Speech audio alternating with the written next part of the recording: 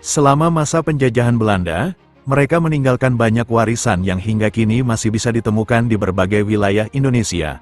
Warisan ini mencakup infrastruktur, sistem pemerintahan, budaya, dan lain-lain. Berikut adalah 5 peninggalan Belanda di Indonesia yang masih digunakan hingga kini. 1. Jembatan Ampera, Palembang.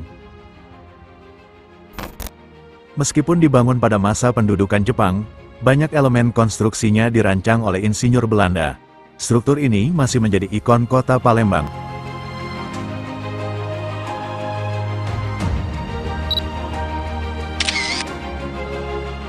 2. Gedung Sate, Bandung. Salah satu bangunan ikonik di Indonesia. Bangunan ini awalnya dirancang oleh arsitek Belanda, J. Gerber, pada tahun 1920, untuk dijadikan pusat pemerintahan Hindia Belanda.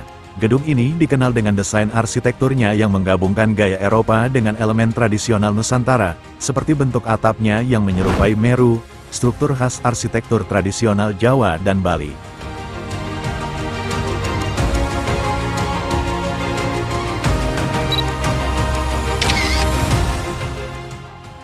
3.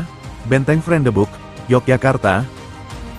Benteng Vrendebuk adalah sebuah benteng bersejarah yang terletak di kawasan Malioboro, Yogyakarta. Benteng ini didirikan pada tahun 1760 oleh Belanda atas perintah Sultan Hamengkubuwono I dengan tujuan awal untuk melindungi keraton Yogyakarta dari ancaman luar. Namun, seiring waktu, benteng ini justru digunakan oleh Belanda sebagai alat pengawasan terhadap keraton.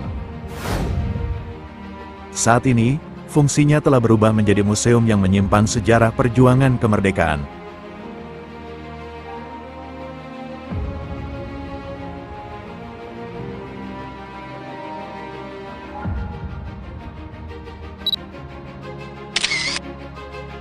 Empat. Kanal-kanal di Jakarta. Kanal-kanal di Jakarta. Banyak kanal di Jakarta yang dibangun oleh Belanda untuk mengatur sistem air di kota ini. Kanal tersebut masih digunakan untuk pengelolaan banjir, meskipun kini telah banyak dilakukan revitalisasi. 5. Lawang Sewu, Semarang. Dibangun oleh Belanda pada tahun 1904 dan selesai pada tahun 1907, gedung ini awalnya berfungsi sebagai kantor pusat Nederlands Indische Spoorwegmaatschappij, NIS, perusahaan kereta api Hindia Belanda pertama. Pasca kemerdekaan setelah Indonesia merdeka, gedung ini digunakan oleh berbagai instansi, termasuk PT Kereta Api Indonesia. Namun, seiring waktu, bangunan ini menjadi kurang terawat sebelum akhirnya direstorasi dan dibuka sebagai tempat wisata.